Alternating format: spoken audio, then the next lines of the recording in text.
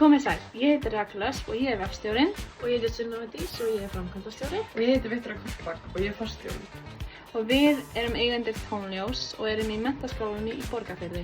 Tónljós lítið kjarnafyrirtæki í samstarfi við íslenska tónlistamenn. Við sem sagt sendum á nokkra tónlistamenn og spurðum út í hvort að við getum fikið leyfi og við að nota viðkomandi lagi og við fengum nokkur góð svör. Við fengum meira að segja að funda til dæmis við MC Gauta. Vandamálið er að tveir sittvorir hlutir vanta tengingu og lausnin er að við tengdum heyrna- og lyktarskyn sem er ekki oft gert. Það sem við gerðum til þess að sameina þessi hugtök var að liturinn á kertinu og ilmurinn tengdist við lagið á einhverjum hátt. Og við erum að kóða á kertinu sem við ætlum að skanna og hlusta á meðan kertið brennur. Kertin okkar eru öðruvísi því að kerti hafa aldrei verið tengd við tónlist.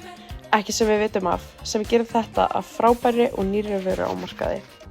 Ef þú kíkir á vörumarkaði núna, sérðu vöru eins og okkar? Nei, og því er samkeppnin okkar óbein. Markhópurinn er fólk sem virkilega elskar bæði tónlist og kerti.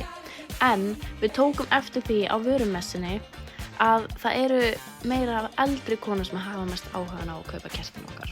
Hvar hægt að nálgast vörun okkar? Góð spurning. Við erum á Instagram, Facebook, við erum á vefsíðu Og TikTok. við erum samt líka að reyna að komast inn í búið. Og endilega hafið samband á e-mailun okkar sem er tónljós2025@gmail.com. Takk fyrir okkur!